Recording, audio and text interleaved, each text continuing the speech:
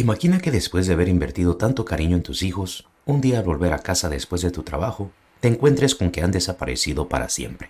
Aunque no lo creas, ese tipo de casos son muy comunes en familias japonesas. Esto se debe a que, siendo una sociedad tan tradicional, tienen que aceptar matrimonios por conveniencia y no por amor. Priorizan el estatus social para cumplir con las normas culturales y se meten en matrimonios infelices que, como una bomba de tiempo, terminan estallando tarde o temprano. También están las japonesas Gaijin Hunters, que se casan con extranjeros guapos por compulsión y no por compatibilidad con la persona. Igual extranjeros puñetas con fiebre amarilla que quieren a huevo a una japonesa sin importar los defectos o trastornos que tenga. Este video es para que escojas bien a tu japonesa y no caigas en una Gaijin Hunter que no sabe lo que quiere. Muchas gracias por volver a Japón Desconocido. Ya somos una comunidad con más de 200,000 personas. Y si no te has suscrito a este canal, por favor hazlo para que no te pierdas de futuros videos y contenido exclusivo. Apóyanos con tu suscripción e intentemos ser 500,000 antes de terminar este año. Un fuerte abrazo y gracias. La custodia conjunta de los hijos en casos de divorcio o separación no existe legalmente en Japón. Por esta razón, secuestros por parte de los padres son comunes y a menudo tolerados por las autoridades locales. En el caso de que una pareja japonesa se separe, la corte japonesa exige que solo una persona se quede a cargo de la custodia de los hijos, lo que también le da derecho a esa persona de prohibir contacto al otro padre de familia indefinidamente. Y la única forma de recuperar a los hijos es esperar a que sean mayores de edad. Claro, dependiendo si los hijos tienen interés en reunirse con sus padres. Cuando la separación es pasiva, la pareja, sin importar quién tenga la custodia de los hijos, seguirá permitiendo que los hijos tengan contacto con los dos padres de familia. Pero si los padres pelean por la custodia de los niños, es muy común que alguien se quede sin poder ver a los hijos para siempre. La ley dicta que el último padre que cuidó de los hijos antes de pedir la custodia es el único con derecho de tenerlos. Así que esta ley ha ocasionado que un padre de familia se robe a los hijos primero y después reclame la custodia para así quedárselos él o ella.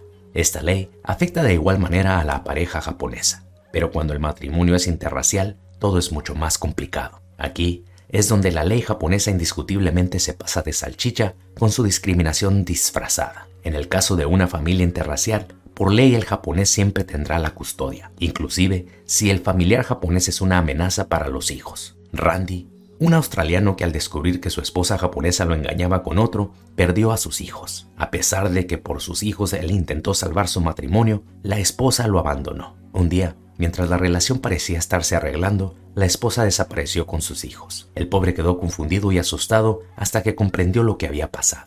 Entonces, él intentó buscar ayuda de la policía japonesa, pero fue rechazado por ellos. Pronto después, por ir a casa de su cuñado en busca de respuestas, Randy fue arrestado y metido a la cárcel por 6 semanas. Su disque delito fue el traspaso a propiedad privada. Al salir de prisión, Randy no se quedó con los brazos cruzados y logró conseguir que sus hijos fueran considerados como desaparecidos por la Interpol, lo que obliga a Japón a considerar a los hijos como desaparecidos y cooperar con autoridades internacionales para su búsqueda. Pero Japón, al tener sus razones, se ha pasado esas órdenes por los huevos y ha ignorado los documentos de la Interpol en múltiples ocasiones. Japón evade una respuesta honesta a el por qué es que permite que este despiadado sistema exista. Muchos medios de comunicación dicen no entender por qué esto ocurre, pero creo que yo sí sé. Déjate lo explico con manzanas. Las razones son que la mayoría de sistemas sociales en Japón son anticuados e incompetentes.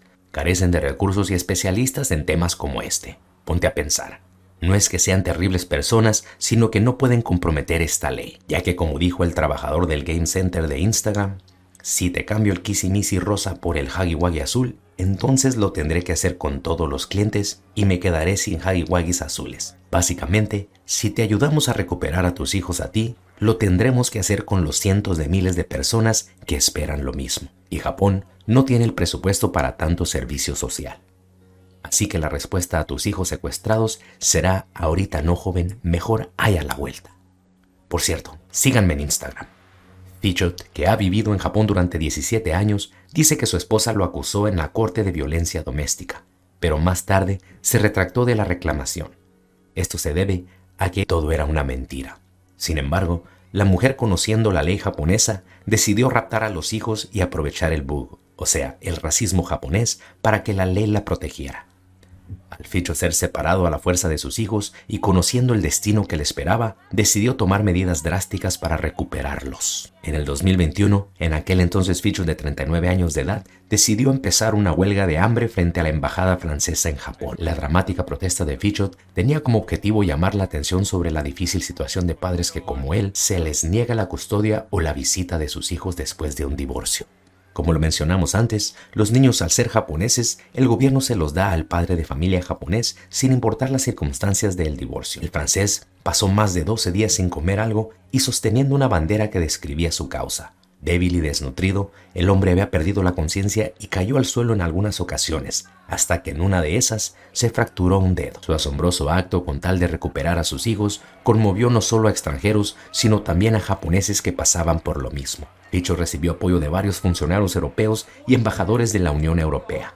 Y así, lo que comenzó como el típico capricho de una japonesa gaijin hunter sin sentimientos, terminó resultando en varios países, prensas y comunidades atacando las leyes injustas de Japón. No solo eso, sino que las amistades y familiares de la japonesa comenzaron a atacarla también, lo que la obligó a dar la cara y entrar en una batalla legal. Ándele, cabrona. No existen cifras oficiales, pero los grupos de derechos humanos han estimado que alrededor de 150,000 menores son separados por la fuerza de un padre cada año en Japón. El tipo de japonesa que comete estos actos usualmente es muy compulsiva, y entre las japonesas compulsivas están las gaijin hunters, que no pueden evitar su interés por extranjeros jóvenes caucásicos altos. Y los países compuestos de este perfil en su mayor parte son México, Perú, Guatemala, ya en serio. Los países donde predominan los caucásicos favoritos de las japonesas son países europeos. Al día de hoy, existen 82 niños japoneses australianos secuestrados en Japón, 100 niños franceses japoneses, alrededor de 500 niños japonés americanos y cientos de miles de niños japoneses. Cuidado, que el hecho de que tu país no sea mencionado no significa que no le haya ocurrido a un compatriota tuyo. Con la creciente popularidad de México entre los japoneses, es muy probable que aparezcamos en la lista en algún futuro. Mañana mismo les instalo un chip a mis chamacos, no vaya a ser. El presidente francés Emmanuel Macron planteó el problema con el primer ministro japonés Yoshihide Suga en una visita al país.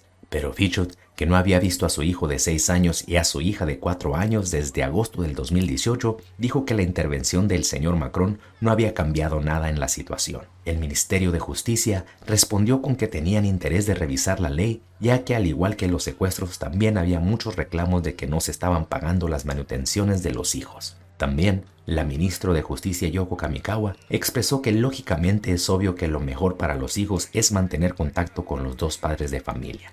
Así, si uno cuelga los tenis, el otro se puede hacer cargo de ellos. En pocas palabras, están conscientes de la injusticia y del problema, pero sumimasen.